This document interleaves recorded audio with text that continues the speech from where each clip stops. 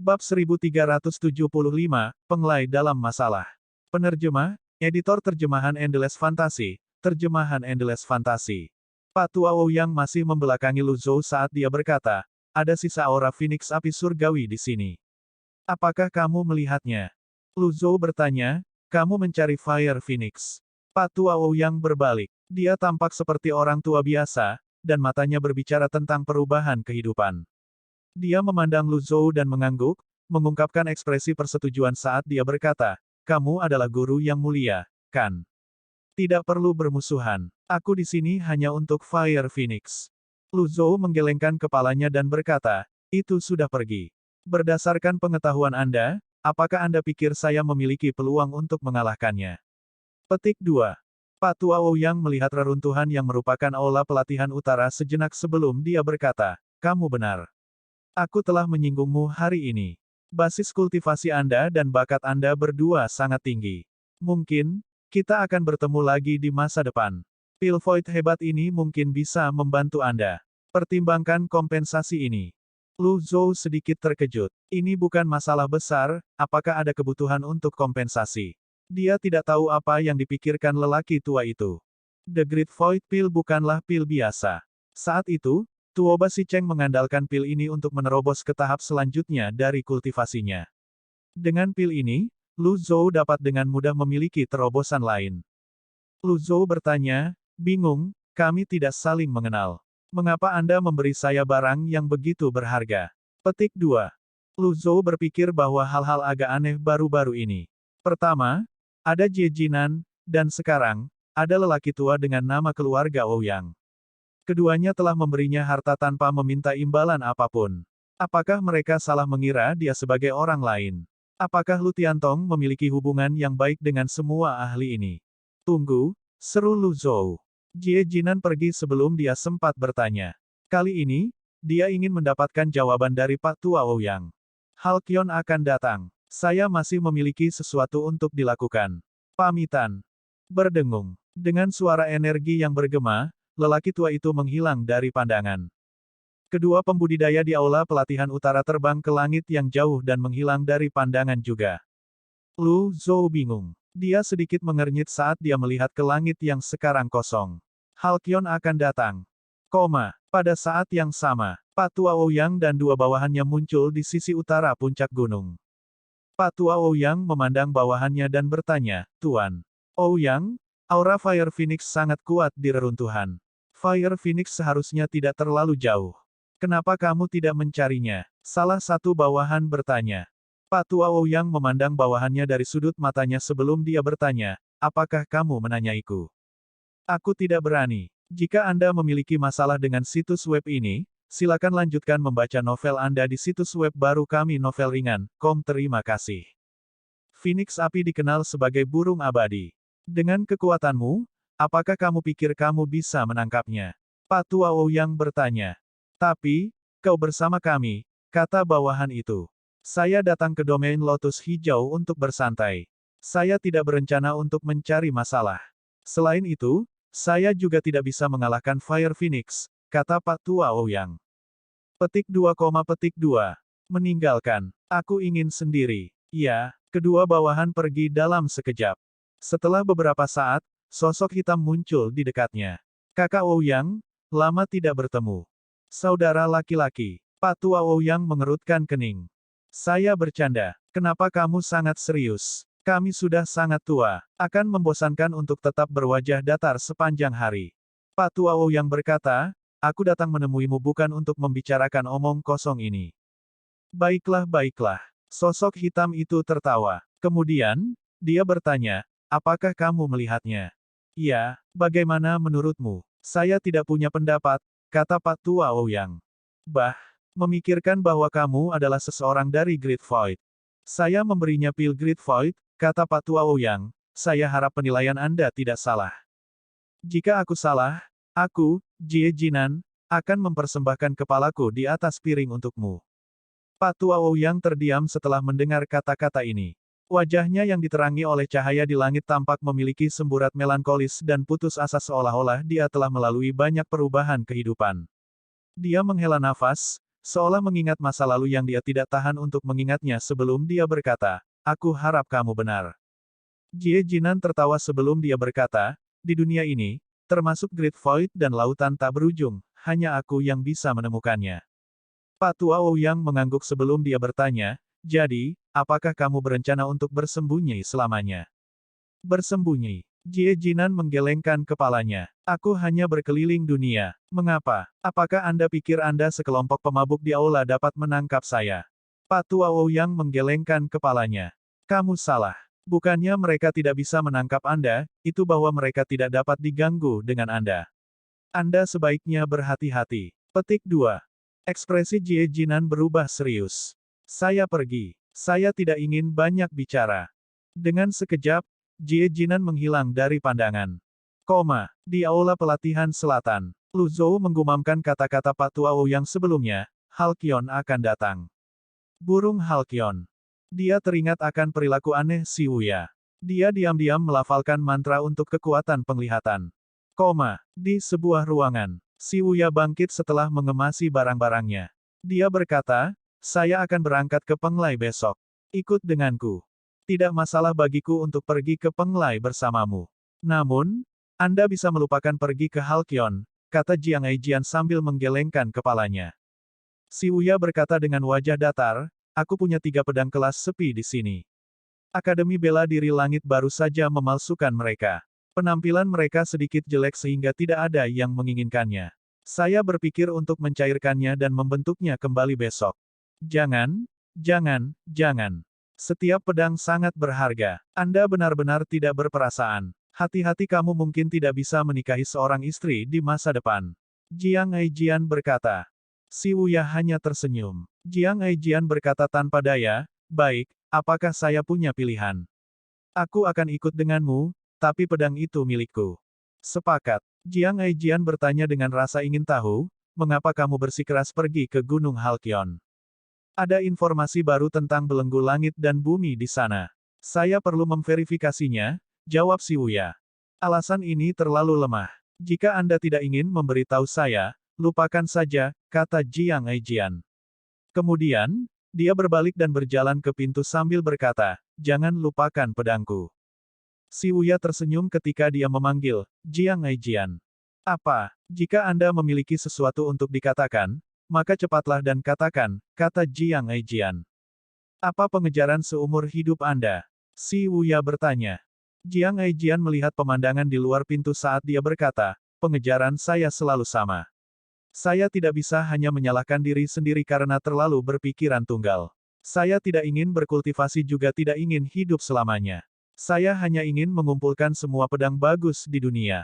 Ketika saya mati, saya ingin dikuburkan di sebuah makam yang dipenuhi dengan pedang indah yang akan menjaga saya dari generasi ke generasi. Ah, betapa menyenangkannya itu. Petik 2, petik 2. Sungguh pengejaran yang vulgar. Kami akan berangkat besok. Baik, Lu Zhou sedikit terkejut. Dia bergumam pada dirinya sendiri, apakah ada sesuatu yang terjadi di Gunung Halcyon? Dia terus mengamati Si Wuya.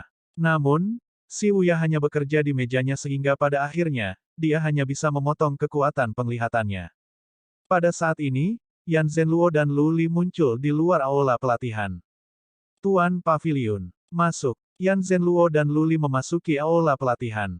Lu Li tidak bertele-tele dan langsung berkata, ketidakseimbangan telah memburuk lagi. Ada banyak binatang buas yang menuju ke wilayah teratai emas. Lu Zhou mengerutkan kening. Dia bukan guru agung yang mulia. Logikanya, dengan munculnya seorang guru yang mulia, seharusnya bisa mengimbangi kematian Tuoba Si Cheng dan Ye Zheng. Tidak hanya ketidakseimbangan tidak menjadi lebih baik, tetapi juga memburuk, menyebabkan binatang buas bermigrasi lagi untuk mengembalikan keseimbangan. Mengapa ini adalah domain Lotus Emas? Saya tidak tahu. Tuan ketiga dan Luwu pergi untuk menjaga pintu masuk hutan berkabut. Untuk saat ini, tidak ada binatang buas yang dapat mengancam wilayah teratai emas. Namun, tidak ada jaminan seperti itu untuk binatang laut dari samudera tak berujung, kata Lu Li. Sudah ada pergerakan di timur samudera tak berujung. Dalam waktu kurang dari 5 hari, mereka akan tiba di Penglai. Saya takut Penglai dalam masalah. Saya sangat penasaran juga, mengapa domain Lotus Emas Bab 1376, Mimpi yang dilukis, petunjuk menuju kekosongan besar.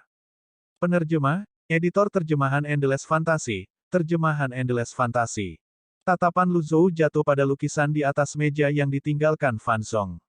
Dia tidak bisa tidak memikirkan peta kulit kambing kuno, yang secara mengejutkan mirip dengan lukisan itu. Peta kulit kambing kuno telah mengungkapkan kepadanya tanah tidak dikenal, tetapi sangat disayangkan bahwa ada lebih banyak pertanyaan daripada jawaban. The Unknown Land berbentuk oval dan luas. Domain lotus emas kecil, tampak seperti daun yang baru saja tumbuh belum lama ini. Dibandingkan dengan tanah tidak dikenal yang luas, 9 domain itu benar-benar terlalu kecil. 9 domain mengelilingi tanah tidak dikenal seperti 9 daun, ada yang lebih besar, ada yang lebih kecil, ada yang jauh, dan ada yang lebih dekat satu sama lain. Domain lotus kuning tidak jauh dari domain lotus emas. Lu Zhou bertanya-tanya apakah domain lotus emas dipisahkan dari tanah tidak dikenal, dan domain lotus kuning dipisahkan dari domain lotus emas. Dia pikir ini sangat mungkin. Dia bertanya-tanya mengapa binatang laut datang ke pantai untuk menyerang manusia sesekali juga. Setelah beberapa saat, dia bertanya kepada Luli, "Luli, ketika kamu berada di Dewan Menara Hitam, bagaimana kamu tahu Raja Binatang Laut sedang menuju ke wilayah Lotus Merah?"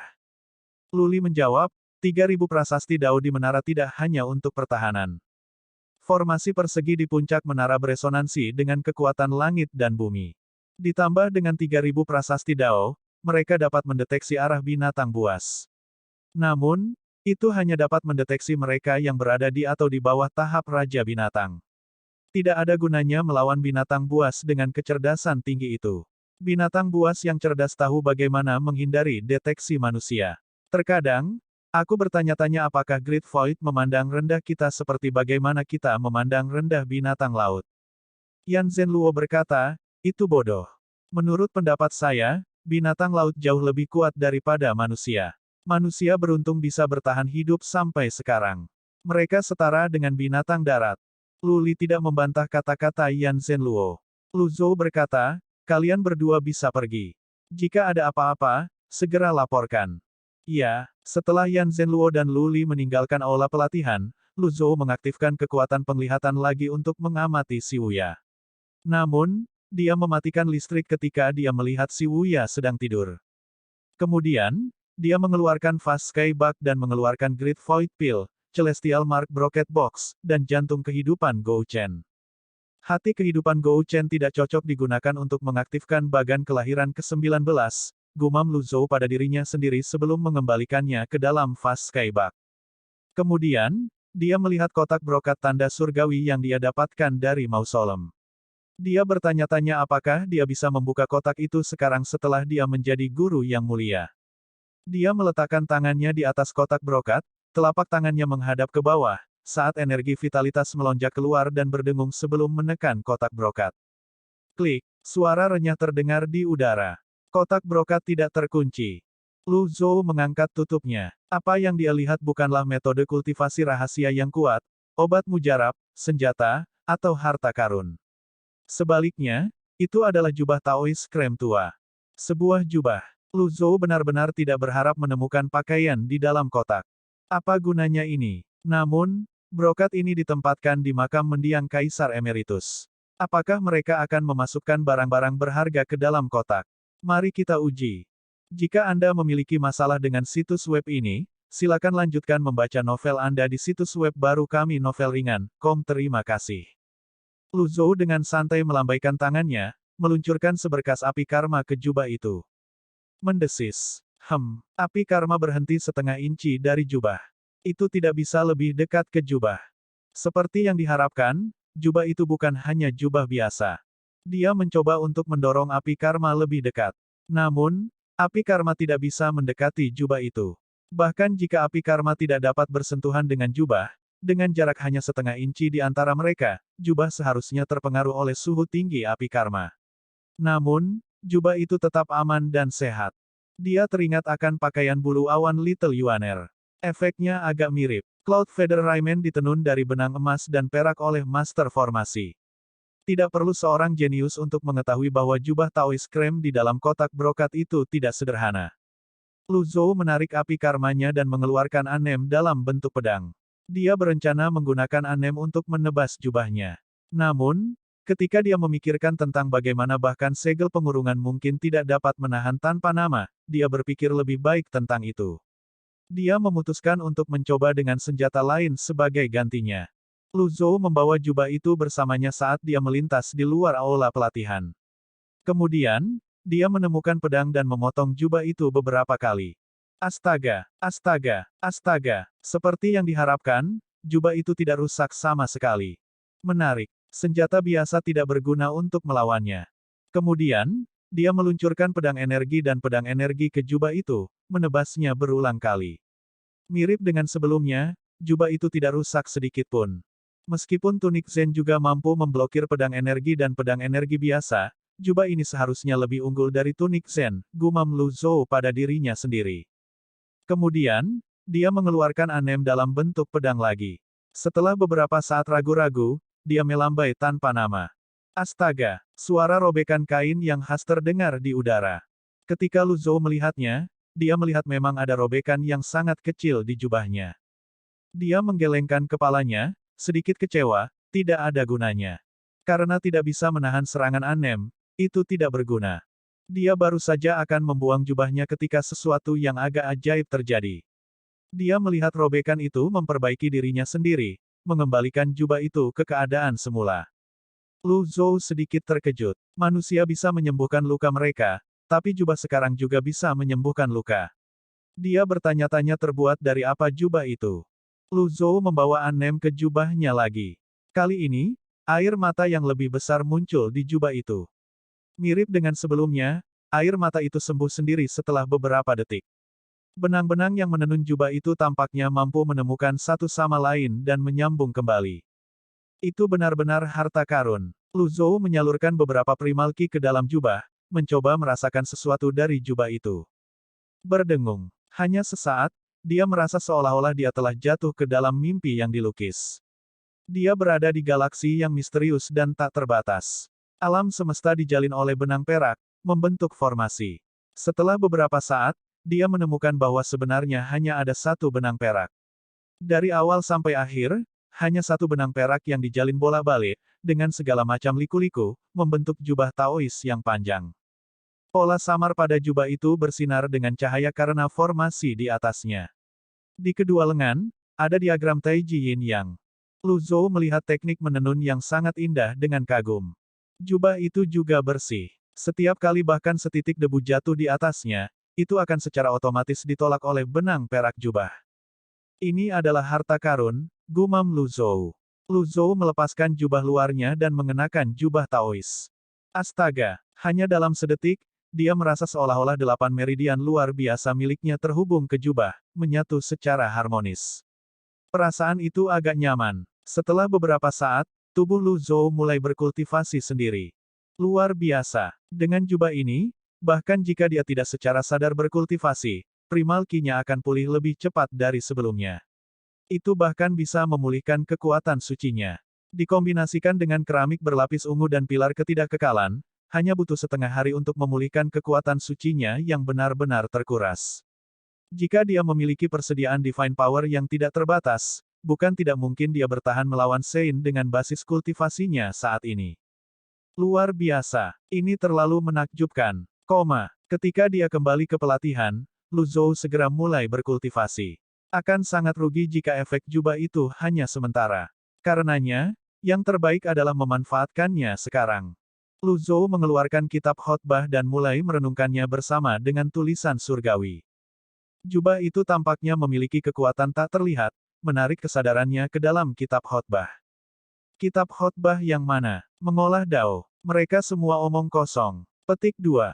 Saya menghabiskan seluruh hidup saya memberikan darah, keringat, dan air mata saya ke dunia, memecahkan belenggu langit dan bumi. Kasihannya, sangat disayangkan. Apa itu jahat? Saya telah mengamati dunia untuk waktu yang lama. Semua orang jahat. Karena semua orang menyebutku jahat, aku akan menunjukkan kepada mereka apa itu kejahatan. Berdengung. Kesadaran Lu Zhou tampaknya telah memasuki tempat gelap yang dipenuhi dengan niat membunuh. Suara dentang dan suara tanpa tubuh terus terdengar di telinganya. Membunuh. Membunuh. Suara pembunuhan itu memekakkan telinga. Penggarap dari domain teratai emas, domain teratai merah, domain teratai hitam, domain teratai putih, domain teratai ungu, domain teratai hijau tua, domain teratai hijau giok terbang melewati matanya. Masing-masing dari mereka ganas dan jahat saat mereka mengacungkan senjata ke arahnya, wajah mereka dipelintir oleh kemarahan dan kebencian. Kejahatan seharusnya tidak ada di dunia ini. Kamu pantas mati. Apakah seseorang yang begitu jahat memenuhi syarat untuk berkhotbah? Mati. Pada saat ini, mata Lu Zhou tiba-tiba terbuka. Dia segera berhenti berkultivasi. Lapisan tipis keringat bisa terlihat di dahinya. Dia sedikit terkejut dengan ini. Sejak dia mulai berkultivasi, dia tidak berkeringat untuk waktu yang lama. Dalam keadaan normal, pembudidaya tidak akan mengalami kelelahan manusia biasa yang menyebabkan berkeringat. Dia tidak menyangka dengan merenungkan kitab khotbah akan membuatnya berkeringat. Awalnya, dia berpikir mungkin, dia akan dapat memperoleh lebih banyak gulungan tulisan surgawi dan kekuatan dari kitab khotbah. Namun, tidak hanya itu tidak berjalan seperti yang dia pikirkan, tetapi dia bahkan merasa ketakutan yang berkepanjangan. Dia telah merasakan emosi yang kuat seperti kesedihan, kemarahan, kesombongan, ketakutan, dan banyak lagi emosi yang menyerang kesadaran dan pikirannya. Untungnya, dia tidak tenggelam oleh emosi itu. Apakah itu jubah? Lu Zhou memandang jubah itu dengan curiga. Dia menduga jubah dan kitab khotbah telah beresonansi yang mengarah ke situasi sebelumnya. Mimpi yang dilukis itu kabur dan misterius. Apa yang dialami oleh pemilik kitab khotbah sehingga dia meninggalkan sisa emosi yang begitu kuat? Lu Zhou menggelengkan kepalanya dan menghela nafas. Dia merasa sedikit tidak nyaman seolah-olah dia adalah pengganti pemiliknya. Setelah menyimpan kitab khotbah, Lu Zhou memeriksa sisa umurnya. 30 hari telah berlalu. Lu Zhou sedikit mengernyit. Rasanya hanya sebentar, tapi 30 hari telah berlalu. 30 hari adalah karena kecepatan 100 kali dari pilar ketidakkekalan. Tanpa tiang ketidakkekalan, dia telah menghabiskan sekitar setengah hari. Lu Zhou memikirkan si Wuya dan dengan cepat mengaktifkan kekuatan penglihatannya. Sebuah sky shuttle melintas di antara awan gelap. Si Wuya dan Jiang Aijian berdiri di geladak, mengamati sekeliling mereka. Apakah kamu benar-benar tidak akan mencari senior Ji dulu? Jiang Aijian bertanya. Si Wuya menjawab, jangan khawatir. Aku sudah mengirim pesan. Baik, apapun itu, jangan lupakan pedangku. Si Wuya berkata sambil tersenyum, jangan khawatir. Saya tidak akan melupakan mereka. Lu Zhou kemudian ingat memang ada gerakan dari jimat, tetapi dia terlalu tenggelam dalam kultivasinya untuk memperhatikannya saat itu. Dia terus mengamati dengan kekuatan penglihatannya saat dia mengeluarkan jimat dan menyalakannya. Isinya sangat sederhana, ada penemuan baru tentang belenggu langit dan bumi. Aku akan ke Gunung Halkyon. Jangan khawatir, Tuan. Di bawah Sky Shuttle, laut bergolak. Mereka sudah melintasi samudera tak berujung. Jiang Aijin berkata, belok kiri sekitar 200 mil ke depan, dan Anda akan tiba di Penglai. Apakah Anda ingin mampir? Tuanku sangat merindukan kalian semua.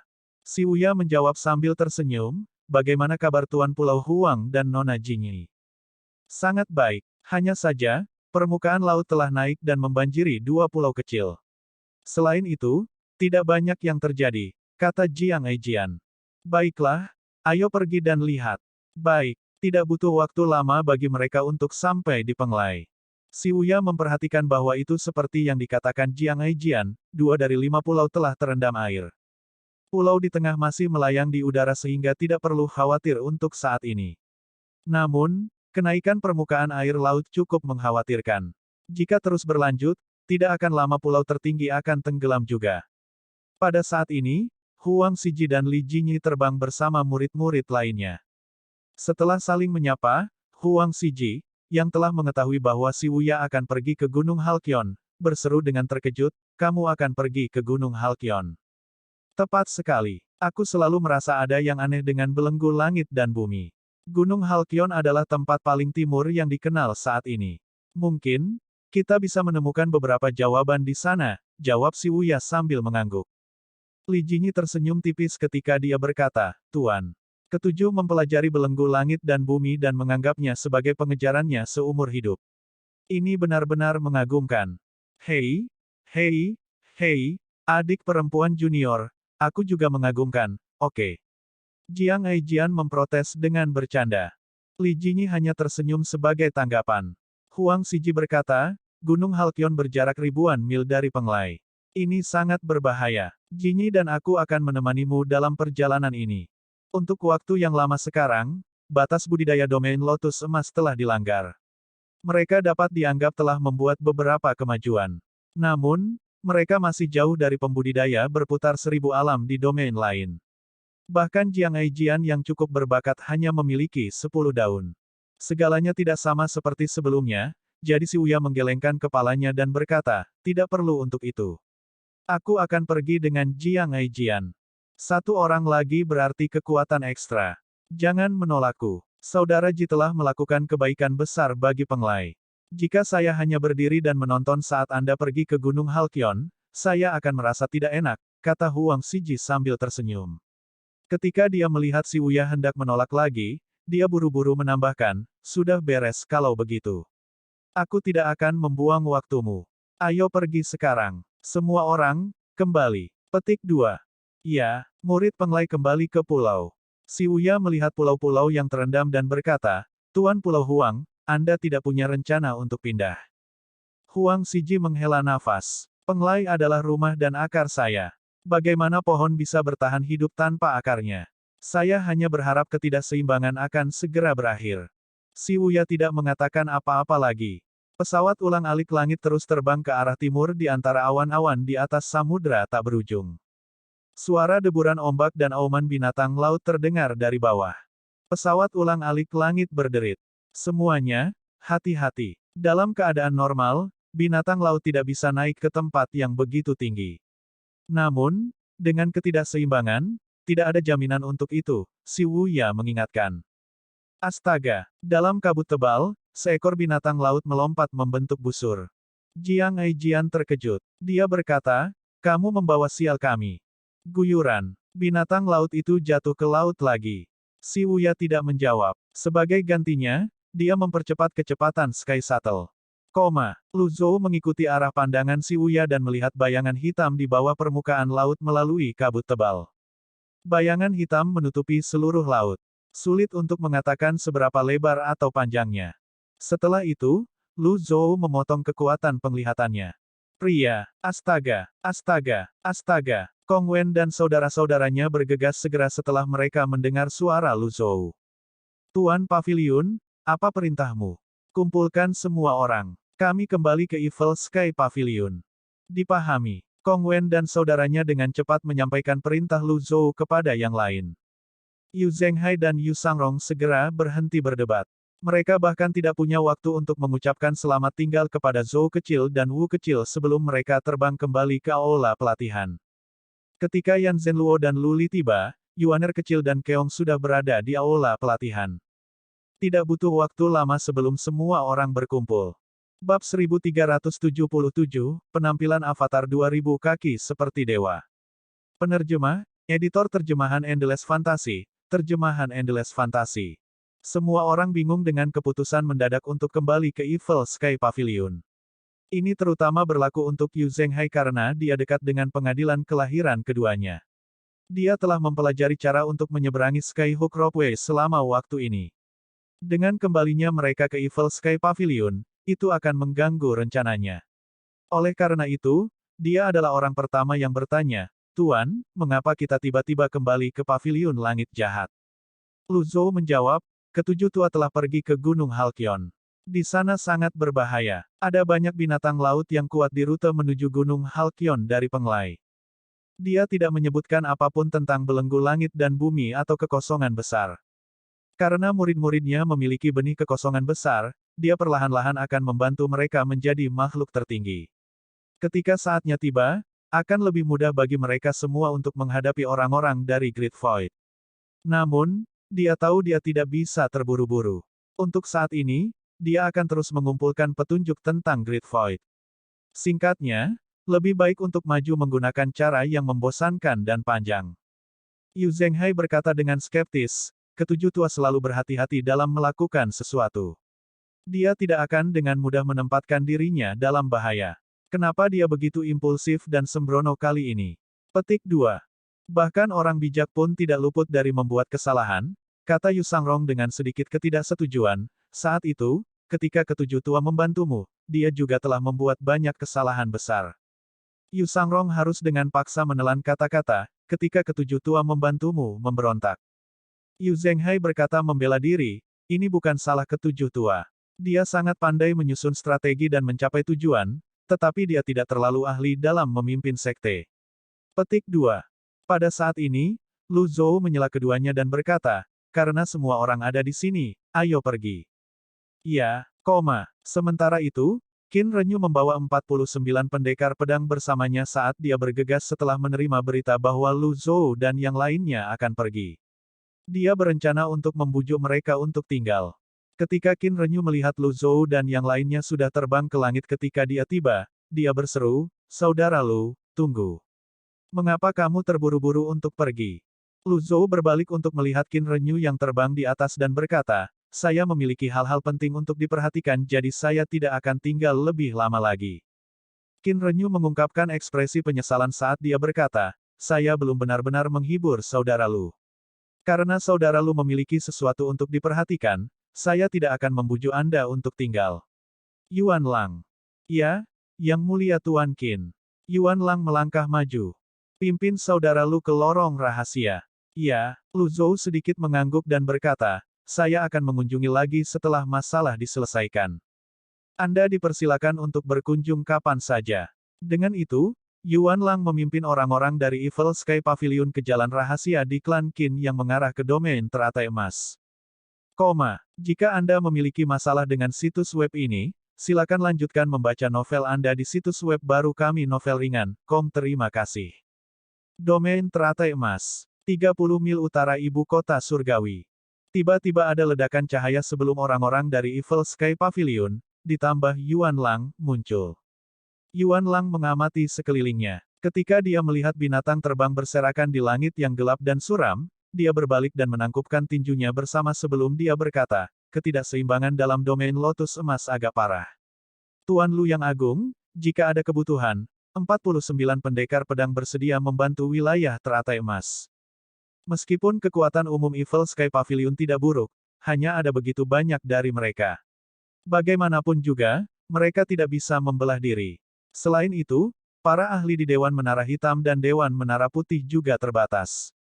Dengan dukungan dari 49 pendekar pedang, ibu kota surgawi akan jauh lebih aman. Sebaliknya, domain Lotus Hijau relatif lebih baik dan tidak memerlukan bantuan apapun untuk saat ini. Karena alasan ini, Lu Zhou mengangguk.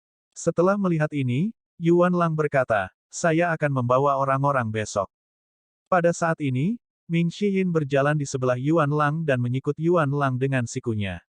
Dia berkata dengan suara rendah dan penuh konspirasi, kamu cukup menarik. Apakah Anda tertarik untuk bergabung dengan Evil Sky Pavilion? Yuan Lang. Lu Zhou berbalik dan berkata, baiklah, jangan buang waktu. Dengan itu, semua orang mengikuti jejak Lu Zhou dan terbang menuju ibu kota surgawi. Yuan Lang menggaruk kepalanya saat dia melihat sekelompok orang yang telah terbang menjauh dan bergumam pelan, apakah aku terlalu lambat untuk setuju? Ketika Lu Zhou dan yang lainnya terbang ke ibu kota surgawi, banyak pembudidaya mendongak dengan rasa ingin tahu. Tidak peduli waktunya, ibu kota surgawi adalah zona larangan terbang. Mereka yang berani melakukan semuanya adalah orang-orang hebat. Pada saat ini, suara klakson terdengar dari dinding istana. Para ahli dari istana kekaisaran bergegas ke dinding, bersiap untuk bertemu musuh mereka. Lu Zhou baru saja akan terbang ke istana kekaisaran ketika astaga, sebuah panah emas melesat dari langit di kedalaman istana kekaisaran menuju Lu Zhou. Para pembudidaya di bawah ini tidak khawatir sama sekali. Mereka maju, mengikuti orang-orang di langit dengan rasa ingin tahu. Ketika mereka melihat panah emas, mereka menjadi lebih percaya diri. Bagaimanapun, panah emas itu berasal dari pemanah surgawi nomor 1 di ibu kota surgawi, Hua Yuexing. Selama bertahun-tahun, Hua Yuexing telah menjaga istana kekaisaran dan membunuh binatang buas yang tak terhitung jumlahnya. Dia telah lama diakui sebagai pemanah dewa terbaik oleh para pembudidaya muda, melampaui pemanah dewa Chen Zhu di masa lalu. Astaga, panah emas tiba di depan Lu Zhou dari jarak 10.000 meter dengan suara yang menusuk telinga. Lu Zhou mengangkat tangannya dan dengan mudah menangkap panah emas itu. Dengan itu, panah energi emas larut ke dalam Primal Ki dan kembali ke alam semesta. Lu Zhou dan yang lainnya terus terbang tanpa hambatan. Orang-orang dari Evil Sky Pavilion sudah lama terbiasa dengan pemandangan seperti itu sehingga mereka semua sangat tenang. Di sisi lain, Hua Yuexing, yang melayang di langit yang jauh, mengerutkan kening ketika dia melihat panah energinya dengan mudah dibubarkan. Dia pikir musuh yang kuat sedang menyerang ibu kota jadi dia buru-buru menyalakan jimat untuk meminta bantuan dari Dewan Menara Hitam dan Dewan Menara Putih. Saat ini, Hua Yuexing, suara bermartabat Lu Zhou terdengar dari jauh. Meskipun Hua Yuexing tidak bisa mengenali orang di depannya, suara itu masih sangat segar di benaknya. Dia berseru kaget, "Tuan Pavilion." Pada saat ini, pembudidaya dan ahli bergegas dari segala arah ke langit. Untuk mengatasi ketidakseimbangan, Dewan Menara Hitam dan Dewan Menara Putih telah lama berdamai. Avatar muncul satu demi satu di langit. Meskipun pemiliknya sama sekali tidak mendekati ujian kelahiran kedua mereka, mereka masih merupakan sosok yang kuat di wilayah teratai emas. Avatar dengan 7 atau 8 bagan kelahiran tingginya sekitar 700 sampai 750. Mereka membuat pemandangan yang agak spektakuler. Para pembudidaya ini semuanya adalah pelindung ibu kota surgawi. Bersama mereka, perdamaian akan terus berkuasa di ibu kota. Berdengung, suara resonansi energi yang jauh lebih keras dari yang sebelumnya tiba-tiba terdengar di udara. Para pembudidaya ke arah suara serempak. Avatar emas yang mempesona muncul. Bahkan ketika mereka menundukkan kepala mereka ke belakang, mereka masih tidak bisa melihat ketinggian penuh dari avatar. Kultivator biasanya menilai basis kultivasi berdasarkan tinggi dan tubuh avatar. Avatar emas yang mempesona ini menjulang di atas semua hal di utara ibu kota surgawi. Sepertinya dewa turun dari langit. Lu Zhou memanggil, "Zhao Yue." Pada saat ini, seorang wanita buru-buru terbang keluar dari istana kekaisaran. Terkejut, dia buru-buru berlutut di langit dan berkata, "Salam, Tuan." Setelah mendengar ini, para pembudidaya di dinding istana dan ibu kota, termasuk yang berasal dari Dewan Menara Hitam dan Dewan Menara Putih, membungkuk serempak. "Salam, Tuan Pavilion Lu." "Salam, Senior Ji." Ding. Disembah oleh 2.350 orang. Hadiah, 2.350 poin prestasi. Rakyat jelata di ibu kota surgawi bukanlah orang bodoh. Setelah melihat semua tokoh kuat di ibu kota membungkuk dengan hormat, mereka berlutut dan bersujud juga. Dengan kedatangan orang yang seperti dewa, domain lotus emas diselamatkan. Ding. Disembah oleh 105.500 orang. Hadiah, 105.500 poin prestasi. Lu Zhou hanya memanifestasikan avatarnya untuk mengumumkan kembalinya dia ke ibu kota surgawi. Dia tidak berharap untuk mendapatkan begitu banyak poin prestasi darinya. Kembali ketika dia membantu Yu Zhenghai untuk menurunkan ibu kota, dia bahkan tidak menerima begitu banyak poin prestasi. Sepertinya ibu kota sedang makmur. Di jalanan, pria, wanita, orang muda, dan orang tua berdiri di jalanan dan memandangi teratai emas yang sepertinya setinggi 2.000 kaki. Sebelumnya, ketika pembudidaya teratai emas melihat pembudidaya teratai hitam dan pembudidaya teratai putih, pembudidaya teratai emas tidak bisa membantu tetapi merasa rendah diri. Namun, sekarang, ketika mereka melihat avatar emas yang menjulang di atas segalanya, mereka secara alami dipenuhi dengan kebanggaan, kekaguman, dan rasa hormat. Setelah Lu Zhou memutuskan bahwa dia tidak akan diberi lebih banyak poin prestasi untuk saat ini, dia menarik avatarnya. Seketika, para pembudidaya lain merasa seolah-olah beban berat telah diangkat dari pundak mereka. "Bangun dan bicaralah," kata Lu Zhou sebelum dia berdiri di depan Zhao Yue. Zhao Yue terkejut. Pada tahun-tahun dia tidak melihat tuannya, basis kultivasinya telah meningkat pesat. Pada saat ini, Hua Yuexing, yang telah bergegas dari jauh, tiba. Dia buru-buru berlutut di udara. "Saya minta maaf. Saya tidak tahu Master Pavilion telah kembali. Mohon maafkan saya." Pada saat yang sama, Yan Zhenluo memperkenalkan, "Ini Hua Yuexing, pemanah dewa dari Pavilion Langit Jahat." Kong Wen dan saudara-saudaranya mengepalkan tangan untuk menyambut Hua Yuexing. Hua Yuexing menanggapi dengan baik. Dia tidak bodoh. Dia secara alami dapat memberitahu Kong Wen dan saudara-saudaranya adalah anggota baru Paviliun Langit Jahat. Lu Zhou berkata, panahanmu telah meningkat pesat. Apa basis kultivasi Anda sekarang? Petik 2. Hua Yuexing berkata dengan malu-malu, saya malu untuk mengatakan bahwa kemajuan saya sangat sedikit selama bertahun-tahun. Saya baru saja melangkah ke tahap Tousan Realm Swirling. Faktanya, Hua Yuexing dapat dianggap sebagai seorang jenius kultivasi. Tidak mudah bagi kebanyakan orang untuk memasuki tahap Tousan Realm Swirling dalam waktu sekitar 10 tahun. Banyak orang akan terjebak dan membutuhkan waktu bertahun-tahun untuk berkembang. Luli berkata, faktanya, ada sesuatu yang saya temukan ketika saya di sini sebelumnya. Saya telah bertanya-tanya tentang hal itu. Saya perhatikan kecepatan peningkatan pembudidaya teratai emas lebih cepat daripada yang lain. Nona Yuexing agak berbakat. Jarang bagi orang lain untuk memiliki kecepatan peningkatan seperti itu. Petik 2. Kecepatan kultivasi para pembudidaya teratai emas lebih cepat. Ya, tapi aku tidak yakin tentang alasannya. Mungkin, tanah dan air di sini memberi makan orang-orang di sini, kata Luli. Semua orang hanya tertawa, memperlakukannya sebagai pujian dan tidak terlalu memikirkannya. Zhao Yu bertanya, Tuan, mengapa Anda kembali? Kita akan membicarakan ini nanti. Ya Tuan, di sebuah aula, Li Yunzhao, Kasim, buru-buru membawa janda permaisuri ketika dia mendengar tentang kembalinya Lu Zhou. Dia tidak peduli dengan pendapat para pembudidaya lainnya. Lu Zhou tidak berencana untuk tinggal lama. Dia hanya berencana untuk beristirahat sebentar sebelum bergegas ke Penglai. Ketika dia melihat janda permaisuri, dia bertanya, bingung, janda permaisuri. Janda permaisuri gemetar sebelum dia berkata, saya mendengar Paviliun Master Ji telah kembali. Bahkan jika saya berisiko melukai tubuh saya masih harus datang menemui Anda. Petik 2. Li Yunzhao menambahkan, Senior Ji, seperti ini. Janda permaisuri telah banyak pulih selama bertahun-tahun dan mengingat banyak ingatannya. Dia punya sesuatu untuk ditanyakan padamu. Lu Zhou mengangguk. Berbicara, karena janda permaisuri adalah nenek Zhao Yue, dia tidak bisa mengabaikannya tanpa alasan yang jelas. Janda permaisuri mengangguk sedikit sebelum dia perlahan bertanya, Jiang Aijian adalah cucuku yang menyedihkan itu, Liu Chen, bukan? Lu Zhou sedikit mengernyit. Semua orang, terlepas dari apakah mereka memahami percakapan atau tidak berani menyela. Mereka yang tahu berpikir bahwa wanita tua itu akan hidup sampai akhir dalam kebingungan, mereka tidak berharap dia mengingat hal seperti itu.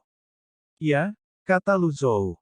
Meskipun janda permaisuri sudah tahu jawabannya di lubuk hatinya yang terdalam, dia masih terhuyung mundur setelah mendengar konfirmasi. Kemudian, dia mulai terisak.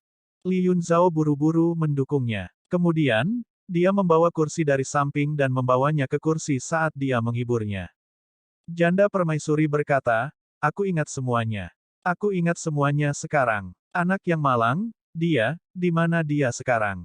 Lu Zhou berkata, dia hidup dengan baik. Lalu, kenapa dia tidak kembali? Aku ingin melihatnya. Kaisar dan aku, berutang padanya. Tidak perlu menyalahkan dirimu sendiri. Keluarga kekaisaran selalu rumit. Itu bukan sesuatu yang bisa Anda kendalikan. Dia pergi ke Penglai dan menjadi murid di sana. Anda harus tahu mengapa dia tidak kembali jadi saya tidak perlu menjelaskannya, kata Lu Zhou. Ketika Yu Zhenghai mendengar kata-kata ini, dia mengerutkan kening dan menggelengkan kepalanya. Untungnya, hal-hal itu tidak ada hubungannya dengan Wuqi. Ketika Wuqian merebut tahta, tragedi keluarga Liu Chen sudah terjadi. Janda permaisuri berhenti menangis dan bertanya, jika mungkin, Paviliun Master Ji, dapatkah Anda membawanya kembali? Lu Zhou tidak suka memaksa orang lain untuk melakukan sesuatu bahkan jika dia tahu dia bisa membuat Jiang Aijian kembali untuk mengakui keluarganya. Setelah melihat keraguan Lu Zhou, janda permaisuri pingsan. Li Yunzhao buru-buru memeriksa denyut nadinya.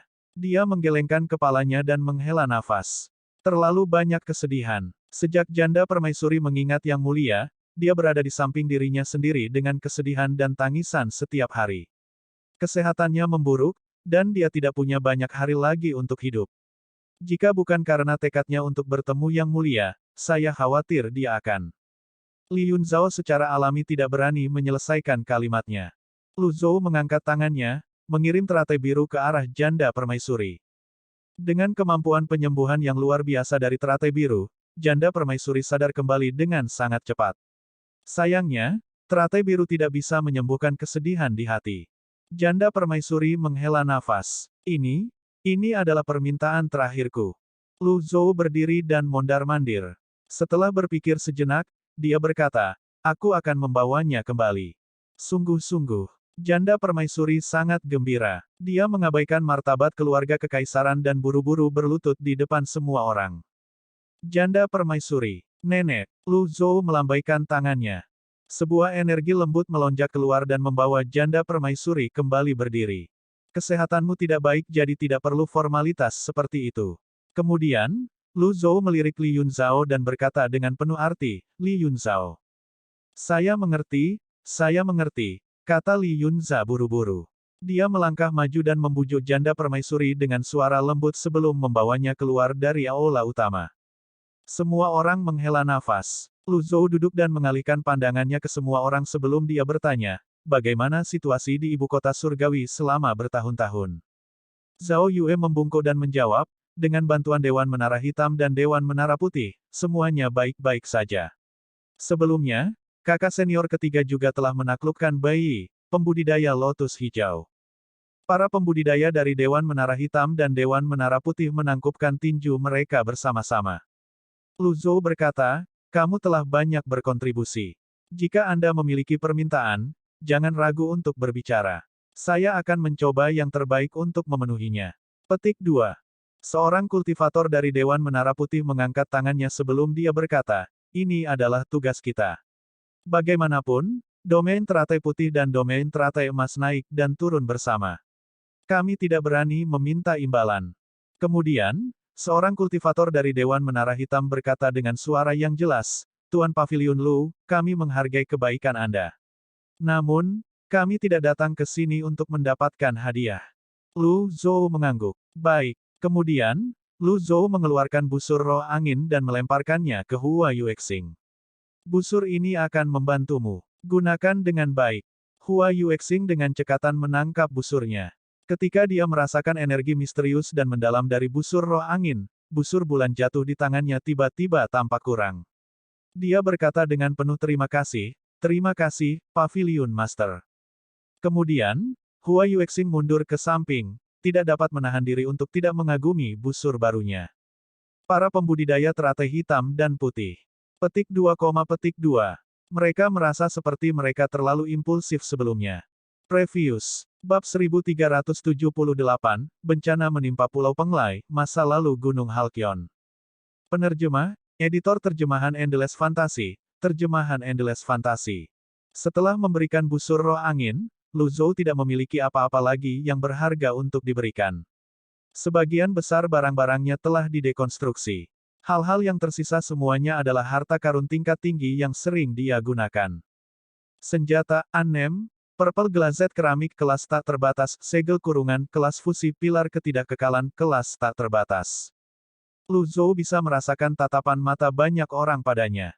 Dia pikir dia harus terus mengumpulkan senjata untuk Evil Sky Pavilion.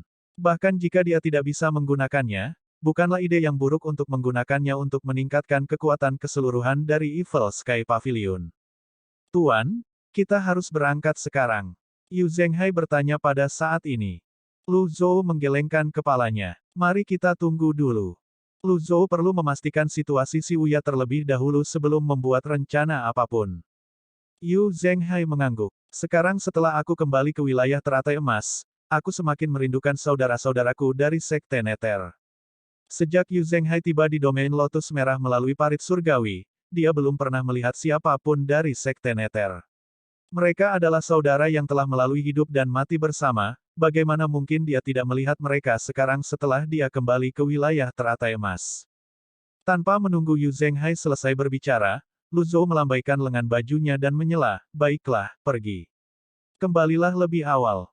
Terima kasih Tuan. Yu Zhenghai berbalik dan bergegas keluar dari aula utama. Secara kebetulan, ketika Yu Zhenghai meninggalkan aula utama, dia bertemu dengan Qin Naihe. Duo itu mengangguk satu sama lain dengan cara menyapa dan melewati satu sama lain. Setelah memasuki aula utama, Qin Naihe membungkuk dan menyapa Lu Zhou. Salam, Tuan Paviliun. Lu Zhou berkata, kamu datang pada waktu yang tepat. Saya sudah berbicara dengan Qin Renyu, dan dia tidak keberatan dengan masalah Anda. Petik 2. Terima kasih, Paviliun Master Lu, kata Qin Naihe sambil berlutut dengan satu lutut. Lu Zhou mengangguk dan berkata, kamu adalah orang bebas, dan kamu juga adalah kultivator yang paling dekat dengan menjadi tuan yang mulia di Paviliun Langit Jahat. Saya sangat memikirkan bakat Anda. Oleh karena itu, saya memberi Anda kristal biru ini yang akan membantu Anda maju. Petik 2. Lu Zhou dengan santai melambaikan tangannya. Kristal biru yang diperoleh Lu Zhou dari Pillar of Destruction di Yuzhong terbang. Petik 2, petik 2. Semua orang meneteskan air liur ketika mereka melihat ini. Para pembudidaya dari Dewan Menara Hitam dan Dewan Menara Putih sangat iri. Mereka bertanya-tanya apakah sudah terlambat untuk mengajukan permintaan sekarang. Jika Anda memiliki masalah dengan situs web ini, silakan lanjutkan membaca novel Anda di situs web baru kami novelringan.com. Terima kasih. Qin Naihe menangkap kristal biru, sangat terkejut. Dia secara alami tahu nilai kristal itu. Banyak orang mempertaruhkan hidup mereka pergi ke tanah tidak dikenal hanya untuk mendapatkannya. Meskipun tidak dapat dibandingkan dengan benih void besar, itu adalah hal yang paling dekat dengan benih void besar. Lu Zhou memiliki 10 murid yang tiada taranya, dan tidak peduli dari sudut mana dia melihatnya, dia tidak berpikir bahwa ini adalah gilirannya untuk menerima hal yang begitu berharga. Apalagi dia baru bergabung dengan Evil Sky Pavilion belum lama ini. Apakah ini sebuah ujian? Oleh karena itu, Qin Naihe berkata, terima kasih atas kebaikan Anda, Master Pavilion. Namun, saya tidak dapat menerima barang berharga seperti itu. 10 murid semuanya berbakat dan membutuhkannya lebih dari saya. Saya harap Master Pavilion akan memberikannya kepada mereka sebagai gantinya. Petik 2. Lu Zhou menggelengkan kepalanya. Karena aku memberikannya padamu, kamu harus menyimpannya. Tapi, 10 murid, Qin Naihe bingung. Ming Shiyin menyela, kamu tidak perlu khawatir tentang itu. Karena tuanku memberikannya kepadamu, kamu harus menerimanya. Jika Anda menginginkannya, maka jangan menolaknya. Petik 2. Aku tidak bisa memberitahumu hal ini tidak berguna bagi kami. Kong Wen tahu bahwa Ming Shiyin memiliki benih kekosongan besar jadi dia berkata, Saudara Qin, jika Anda benar-benar tidak menginginkannya, maka Anda dapat memberikannya kepada saya. Qin Naihe. Petik 2 tanda tanya petik 2. Lu Zhou berkata, kristal biru itu milikmu sekarang. Kepada siapa Anda memberikannya sepenuhnya terserah Anda. Petik 2. Dengan ini, Qin Naihe buru-buru memasukkan kristal biru ke dalam sakunya, membungkuk untuk mengungkapkan rasa terima kasihnya, dan mundur ke samping. Tindakannya secara tak terduga cepat dan mulus. Kemudian, dia melirik Kong Wen, berpikir pada dirinya sendiri, tidak mungkin bagi saya untuk memberikannya kepada Anda. Kong Wen hanya bisa menggelengkan kepalanya dengan ekspresi penyesalan di wajahnya. Para pembudidaya dari Dewan Menara Hitam dan Dewan Menara Putih ingin berbicara tetapi ragu-ragu. Mereka benar-benar tidak berani berbicara sekarang. Bahkan jika Lu Zhou masih memiliki lebih banyak kristal biru, dapatkah mereka memintanya? Semua orang bisa pergi sekarang, kata Lu Zhou dengan lambaian tangannya. Setelah pembudidaya lain dengan hormat meninggalkan aula utama, hanya mereka yang berasal dari Evil Sky Pavilion yang tersisa. Lu Zhou melambaikan tangannya dan membubarkan orang-orang di Evil Sky Pavilion juga. Setelah semua orang pergi, Lu Zhou menggunakan kekuatan penglihatan dan mengamati murid-muridnya. Duan Museng dan Lu Wu masih menjaga hutan berkabut. Semua pembudidaya yang mendekat ketakutan oleh Lu Wu. Lu Wu juga sangat pintar. Itu akan berkeliaran di hutan berkabut, mengambil inisiatif untuk mencari pembudidaya yang penasaran dan menakut-nakuti mereka. Lu Zhou mengangguk. Dia agak yakin dengan Duan Museng dan Lu Wu. Kemudian, dia menatap Ye Tianxin. Ye Tianxin masih berkultivasi di Dewan Menara Putih. Selama bertahun-tahun, Dewan Menara Putih telah mengumpulkan cukup banyak hati kehidupan.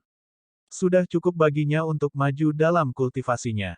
Mungkin, karena Lan Xie, Dewan Menara Putih selalu sangat stabil. Lu Zhou bertanya-tanya apakah Lan Xie juga mengawasi Ye Tianxian dan Dewan Menara Putih. Berdasarkan acara sebelumnya, itu sangat mungkin. Kemudian, Lu Zhou mengamati murid ke-8-nya. Bagian rahasia di domain Lotus Kuning telah lama selesai, dan Zhu Honggong telah pulih dari cederanya beberapa bulan yang lalu. Saat ini, ia menghabiskan sebagian besar waktunya untuk menambang batu mikro mistik dan sumber daya lainnya. Lu Zhou tidak membutuhkan batu mikro mistik untuk saat ini sehingga dia tidak terburu-buru. Akhirnya, Lu Zhou mengamati Si Wuya. Di atas samudera tak berujung. Kabut berlama-lama di langit, dan suara deburan ombak terdengar dari bawah. Saya terus merasa ada sesuatu yang salah. Mengapa kita tidak mundur? Jiang Aijian bertanya. Si Wuya bertanya sambil tersenyum, apakah kamu tidak menginginkan pedang lagi? Hentikan. Kamu sangat picik, gerutu Jiang Aijian. Li Jingyi berdiri di geladak, menatap laut. Karena Sky Shuttle terbang pada ketinggian yang relatif rendah, pandangannya agak jelas. Setelah beberapa saat, dia berkata, kakak laki-laki, saya merasa seperti semua binatang laut ini menuju Penglai. Setelah mendengar kata-kata ini, Huang Xiji dan Jiang Aijian berjalan mendekat untuk melihat juga. Di laut, binatang laut yang tak terhitung jumlahnya memang berenang ke arah Penglai.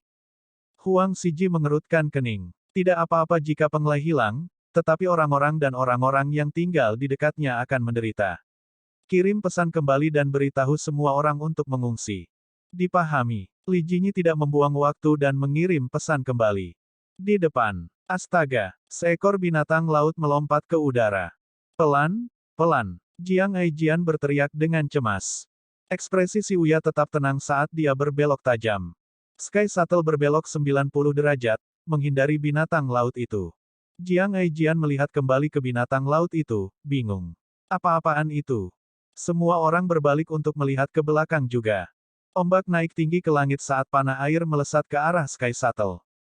Si Wuya mendorong tangannya dan mempercepat kecepatan Sky Shuttle. Sky Shuttle ini telah dimodifikasi dan dibentengi berkali-kali sebelumnya. Percayalah kepadaku. Primalki menyelimuti Sky Shuttle dalam bentuk penghalang emas oval. Kecepatannya meningkat 100 kali lipat hanya dalam sekejap mata. Astaga, Sky Shuttle merobek langit dan melintasi ratusan ribu kaki hanya dalam sekejap. Berderak. Setelah beberapa saat, Sky Shuttle akhirnya berhenti. Si Wuya menarik napas dalam-dalam. Meskipun kecepatannya cepat, konsumsi Primalki juga banyak. Ketika mereka berbalik untuk melihat ke kejauhan, mereka melihat bahwa itu adalah raksasa yang menyebabkan gelombang naik ke langit.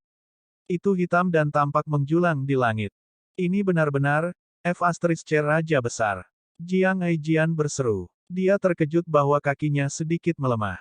Ayo pergi. Huang Xiji melintas ke sisi Si Wuya. Dia menyalurkan primalkinya ke Sky Shuttle, dan melesat ke kejauhan.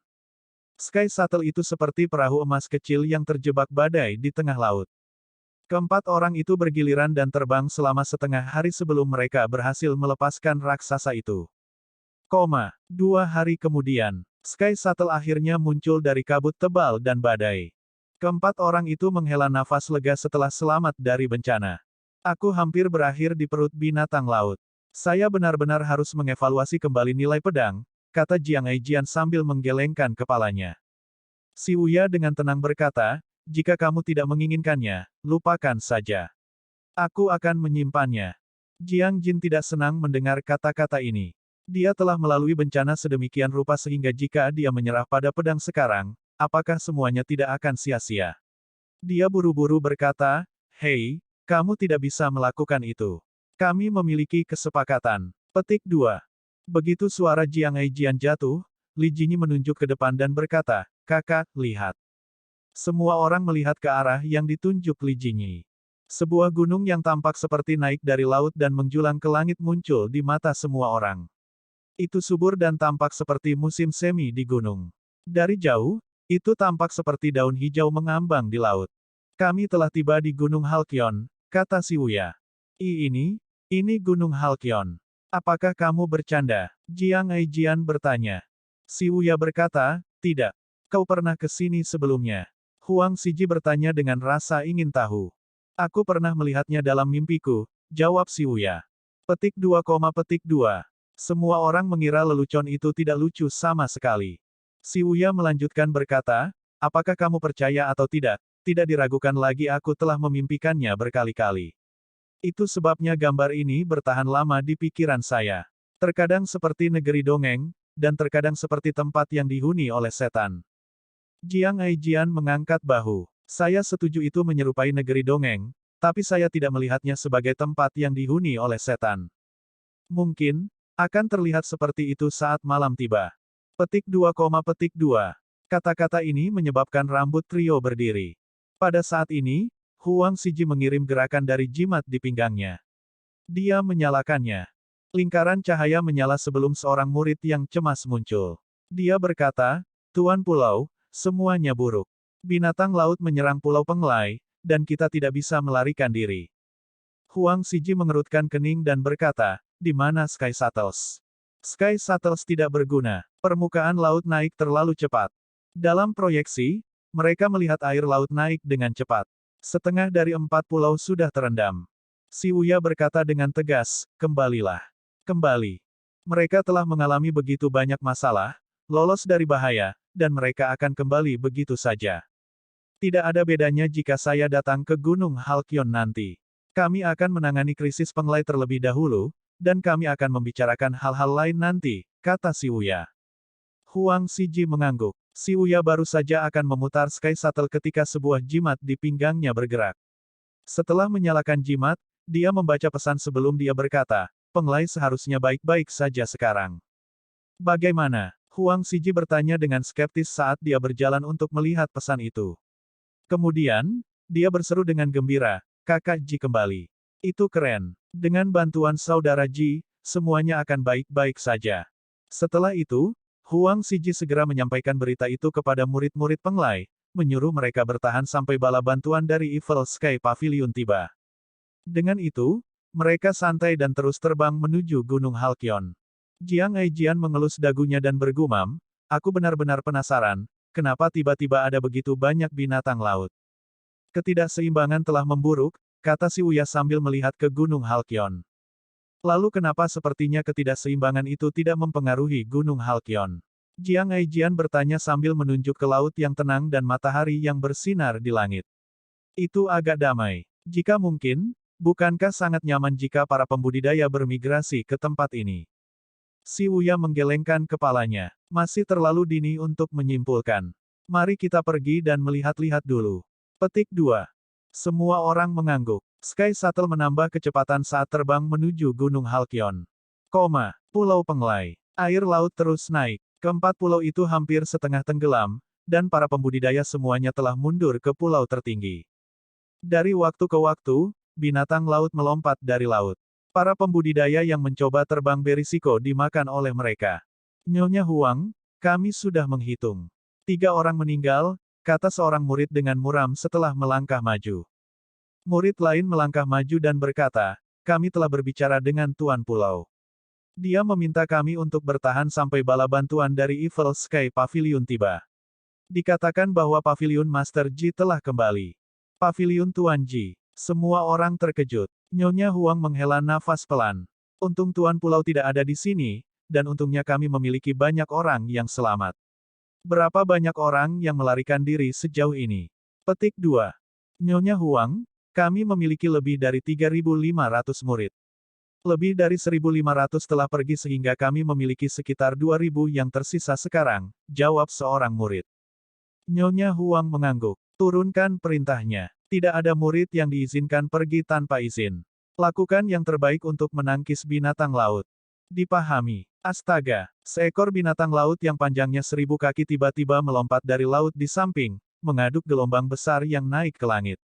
Berdengung, berdengung, berdengung. Avatar yang tak terhitung jumlahnya muncul di atas pulau.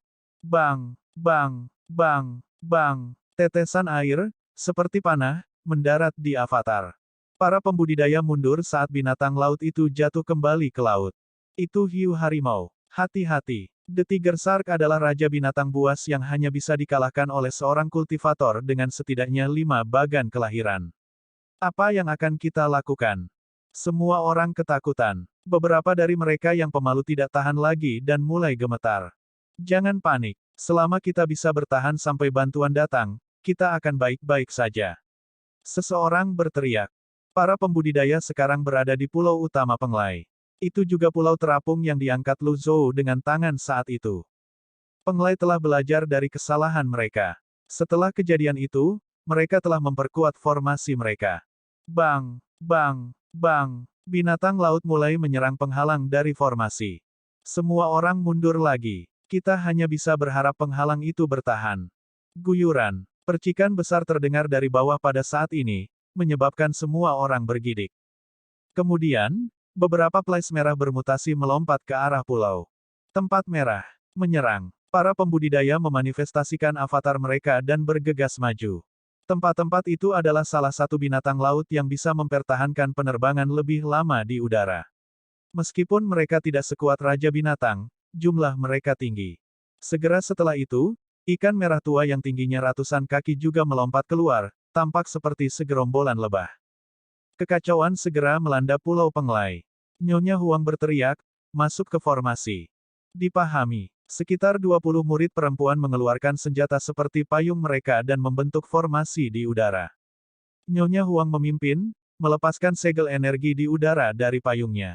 20 murid perempuan bekerja sama. Segel energi mereka seperti serpihan salju emas saat mereka terbang di udara. Bang, bang, bang, bang, bang. Binatang laut kecil semuanya ditusuk oleh segel energi. Binatang laut yang lebih besar jatuh kembali ke laut kesakitan, mengeluarkan tangisan sedih yang membangkitkan gelombang mengerikan. Itu berhasil. Pada saat ini, seseorang berteriak, "Apa itu?" Semua orang melihat ke bawah dan melihat bayangan besar di bawah permukaan laut. Itu bahkan lebih besar dari Tiger Shark dari sebelumnya, itu lebih besar dari seluruh Penglai. Nyonya Huang mengepalkan tangannya saat melihat ini. Dia berkata dengan muram, "Semuanya, dengarkan. Bersiaplah untuk meninggalkan pulau itu dan pergi bersamaku." Dipahami. Bab 1379, Penguatan terkuat dalam sejarah. Penerjemah, Editor Terjemahan Endless Fantasy, Terjemahan Endless Fantasy. Gelembung besar naik ke permukaan laut saat ombak semakin kuat. Bayangan di bawah permukaan laut juga mulai semakin jelas. Manusia secara naluriah takut akan hal-hal yang tidak diketahui dan gelap. Mereka yang takut pada laut dalam sudah menjadi kaku. Nyonya Huang sekarang menjadi tulang punggung Sekte Penglai. Dengan kebijaksanaannya, dia tahu dia bisa hancur sekarang. Oleh karena itu, dia hanya bisa menekan emosi yang kacau di dalam hatinya dan berkata, akan merepotkan jika itu adalah Kaisar Binatang Buas. Domain teratai emas saat ini tidak lagi seperti masa lalu. Mereka sekarang menyadari batas kultivasi mereka, bagan kelahiran, percobaan kelahiran, dan binatang buas. Ekspresi murid Sekte Penglai sedikit tidak enak dilihat saat ini. Kaisar Binatang. Apalagi seorang Kaisar Binatang Buas, mereka bahkan bisa berurusan dengan Raja Binatang Buas. Jika Senior Ji tidak datang, kita masih memiliki orang bebas dari Paviliun Langit Jahat, Senior Qin. Qin Naihe tidak bisa dibandingkan dengan Lu Zhou, tapi dia masih berada di atas mereka yang belum memasuki tahap Tousan Realm Swirling. Saat menyebut Lu Zhou, semua orang menoleh untuk melihat ke arah barat. Langit kosong kecuali binatang laut yang melompat ke udara sesekali. Binatang laut terus melompat dari laut, mencoba masuk ke pulau. Karena ketinggian pulau, mereka menabrak sisi pulau dengan suara ledakan yang keras, menyebabkan pulau itu bergetar. Batu-batu meluncur di sisi pulau ke laut. Sekitar 2000 anggota Sekte Penglai hanya bisa meringkuk bersama di pulau terapung, terlalu takut untuk bergerak. Ledakan, ledakan, ledakan. Pada saat ini, seolah-olah mereka telah menerima semacam instruksi. Binatang laut mulai menabrak pulau terapung dalam hiruk-pikuk. Mereka melompat keluar dari air dan mulai bergegas menuju pulau terapung dengan frekuensi yang lebih tinggi. Mereka tampaknya telah kehilangan akal sehat dan tidak lagi peduli dengan rasa sakit saat mereka melemparkan diri mereka ke pulau itu. Dengan itu, retakan kecil mulai muncul di pulau itu. Semua orang mundur lagi. Mereka terus menelan ludah saat jantung mereka berdegup kencang, mereka sangat gugup. Retakan. Retakan besar memanjang dari tepi pulau ke kaki mereka saat ini. Beberapa pembudidaya yang ketakutannya mengalahkan mereka segera terbang keluar. Sayangnya, begitu mereka terbang dari pulau itu, beberapa binatang laut melompat dan menelan mereka. Ketika mulut binatang laut itu terkunci, darah berceceran di mana-mana. Petik 2, petik 2. Seolah-olah binatang laut menggigit pangsit yang sangat berair. Mereka yang berdiri lebih dekat bersimbah darah. Jika Anda memiliki masalah dengan situs web ini, silakan lanjutkan membaca novel Anda di situs web baru kami novelringan.com. Terima kasih. Setelah menyadari betapa parahnya situasinya, seseorang berkata, Nyonya Huang, kita tidak bisa terus seperti ini. Sementara situasinya masih agak terkendali, kita harus bergegas keluar sekarang. Petik 2. Saya setuju. Aku juga setuju. Apa yang harus ditakuti? Murid-murid yang berani berbicara satu demi satu, mengangkat tangan mereka. Setelah melihat ini, Nyonya Huang mengangguk. Baik, kemudian, saya akan memimpin jalan. Siap-siap. 2.000 orang menunggu perintah Nyonya Huang dengan napas tertahan. Di laut, bayangan besar itu bergerak. Ledakan, mendering.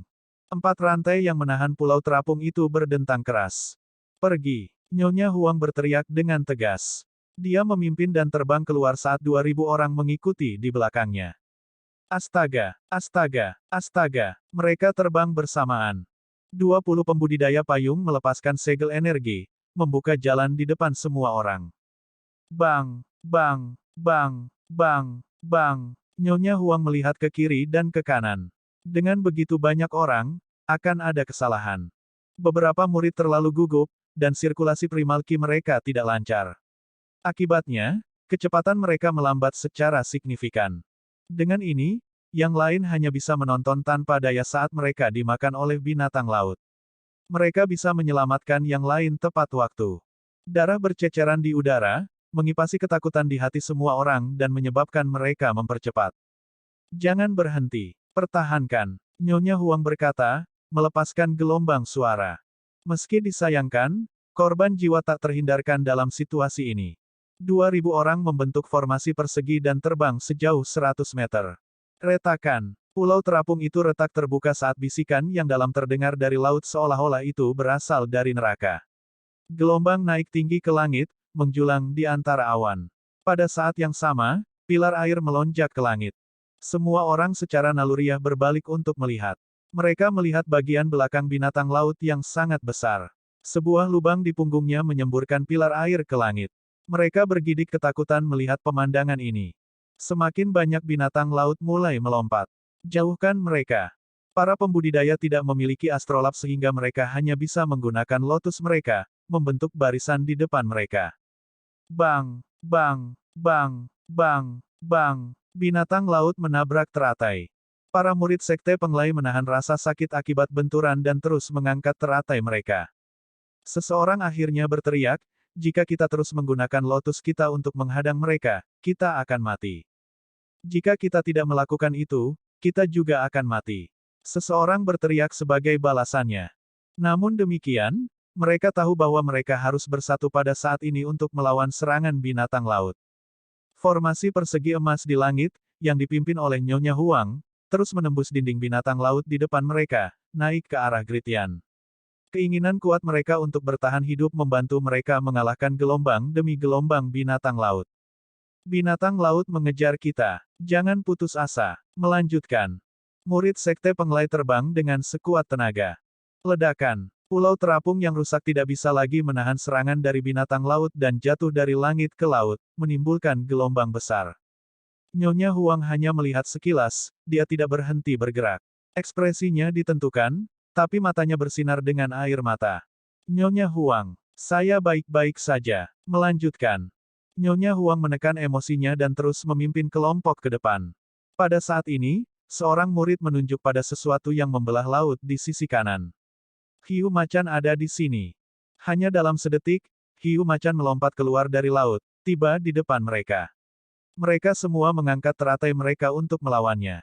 Ledakan. Tangisan menyakitkan terdengar di udara satu demi satu. Tiger Shark telah menggigit ratusan pembudidaya. Ratusan teratai meredup hanya dalam sekejap. Di sisi lain, ratusan murid dikirim terbang kembali ke udara. Satu persatu, mereka jatuh ke laut, menjadi makanan bagi binatang laut. Hanya dalam beberapa saat, air laut diwarnai merah dengan darah. Tidak, siapa yang tahan melihat rekan mereka mati tanpa emosi? Tetap tenang. Seseorang berteriak. Kembalilah ke formasi. Percepat. Zhang kecil, untuk apa kamu berdiri di sana? Seorang murid yang lebih tua berteriak pada murid yang lebih muda yang ketakutan konyol. Zhang kecil, murid yang lebih muda, tertawa sedih. Dia menyeka darah dari wajahnya sebelum dia melihat binatang laut di bawah yang akan melompat lagi. Kemudian, dia tertawa lagi. Zhang kecil. Astaga, binatang laut itu melompat keluar dari laut, tanpa ampun menggigit Zhang kecil. Mata murid yang lebih tua langsung memerah. Dia menukik ke bawah dan menyerang binatang laut dalam hiruk-pikuk. Aku akan bertarung sampai mati bersamamu. Dia memegang pedang dengan kedua tangan dan membawanya ke binatang laut. Bang, bang, bang, bang, bang. Binatang laut itu meraung kesakitan saat mengayunkan ekornya, mengenai dada murid yang lebih tua itu. Pada saat yang sama, Zhang kecil terbang keluar dari mulut binatang laut dan jatuh ke laut. Setelah melihat ini, Nyonya Huang menggertakkan giginya dan berkata dengan tegas, pergi. Konten, menjadi sembrono hanya akan membuat lebih banyak orang terbunuh. Pada saat ini, dia harus tetap tenang dan rasional. Dia memilih untuk menyerah dan terus melangkah maju. 1000 murid yang tersisa memandangi air laut merah dengan linglung. Mereka tidak tahu harus berbuat apa. Aku tidak bisa meninggalkan mereka. Gerakan mengungkap kekerasan Ual demi menghapuskannya. Beberapa pembudidaya bergegas turun. Nyonya Huang menghela nafas dan melambaikan tangannya.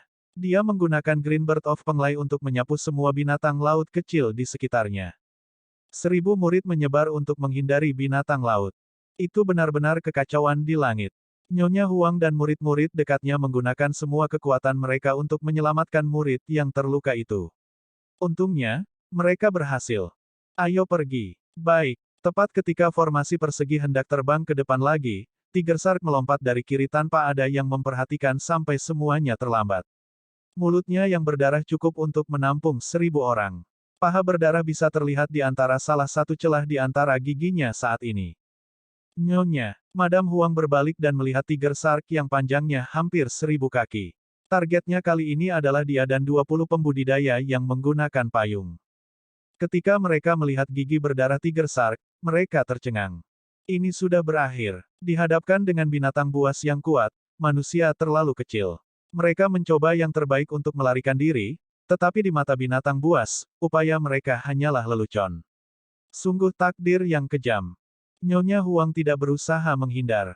Murid-muridnya juga sama. Jika mereka mundur, ratusan murid kanan akan menderita. Pada saat ini, Nyonya Huang berteriak, kalian semua terus melarikan diri. Ini adalah kata-kata terakhirnya. Dia akan menempatkan harapannya untuk bertahan hidup pada yang lain.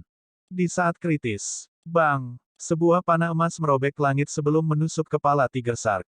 Kekuatan besar menyeretnya kembali ke laut. Guyuran. Semua orang tercengang. Ketika mereka akhirnya melihat ke arah dari mana panah itu berasal, mereka melihat Lu Zhou memimpin sekelompok orang di belakangnya. Tanpa nama dalam bentuk busur menghilang di tangannya. Lu Zhou dengan tenang bertanya, Nyonya Huang, apakah Anda baik-baik saja? Suara ini kemungkinan adalah suara terindah yang pernah mereka dengar dalam hidup mereka. Mereka begitu diliputi oleh kebahagiaan, kegembiraan, dan kelegaan sehingga mereka tidak bisa bereaksi untuk sesaat. Mereka diselamatkan. Mereka diselamatkan. Penguatan akhirnya ada di sini. Nyonya Huang terhuyung-huyung, dan 2 murid buru-buru melangkah maju untuk mendukungnya. Dia sudah di ujung tambatannya, dan ketika dia melihat Lu Zhou, dia menghela nafas lega. Dia berkata dengan penuh semangat, Senior Ji, kamu akhirnya di sini. Lu Zhou mengangguk. Kemudian, dia melambaikan tangannya dan berkata, bersihkan. Dipahami. Yu Zhenghai, Yu Sangrong, Yan Zhenluo, Lu Li, Ming Xiyin, dan Qin Naihe memanifestasikan avatar mereka dan menukik satu demi satu. Para murid Sekte Penglai dibekukan. Ini harus menjadi tim penguatan terkuat dalam sejarah. Ini adalah kekuatan Evil Sky Pavilion. Tak perlu dikatakan, binatang laut kecil bahkan tidak bisa menahan satu pukulan pun. Murid-murid Sekte Penglai tidak merasa kasihan dan juga tidak merasa itu kejam ketika mereka menyaksikan orang-orang dari Paviliun Langit Jahat membantai binatang laut. Sebaliknya, mereka merasa lega. Mereka mengepalkan tangan saat mereka menyaksikan penampilan orang-orang dari Evil Sky Pavilion. Sementara itu, Lu Zhou melintas di depan Nyonya Huang. Melihat wajahnya yang pucat, dia memberikan kemampuan penyembuhannya padanya. Nyonya Huang berlutut dan berkata, terima kasih banyak. Pulau Penglai akan selamanya mengingat kebaikan Senior Ji. Lu Zhou berkata, bukan apa-apa. Bagaimana Pulau Penglai? Seorang murid perempuan buru-buru menceritakan apa yang terjadi pada 5 pulau di Penglai. Lu Zhou mengangguk. Pada saat ini, Nyonya Huang mengingatkan Lu Zhou, mungkin ada kaisar binatang. Yang terbaik adalah berhati-hati, Senior Ji. Petik 2. Lu Zhou melihat ke bawah dan melihat bayangan besar di bawah permukaan laut bergerak perlahan dari arah Pulau Penglai. Itu bukan kun raksasa yang dia lihat pertama kali dia menyeberangi lautan tak berujung. Itu adalah binatang buas seperti paus yang mengerikan. Binatang buas seperti paus ini bahkan lebih besar dari paus bulan yang jantung hidupnya diperoleh dari Meng Mingxi. Sangat mungkin binatang buas seperti paus itu adalah seorang kaisar binatang buas. Kemampuan kaisar binatang sangat kuat. Jika binatang buas seperti paus itu memang seorang kaisar binatang buas, maka akan berbahaya bagi orang-orang dari paviliun langit jahat untuk bergegas keluar seperti ini. Lu Zhou berseru, berhenti. Mundur. Orang-orang dari Evil Sky Pavilion bingung. Namun demikian, mereka tidak menanyainya dan dengan patuh kembali ke sisinya. Para murid Sekte Penglai juga bingung. Mereka tidak mengerti apa yang coba dilakukan Lu Zhou. Lu Zhou melintas ke depan dan berdiri di depan semua orang, menatap laut. Dia mengamati binatang buas seperti paus itu. Ji Senior, hati-hati. Nyonya Huang berteriak ketakutan saat ini.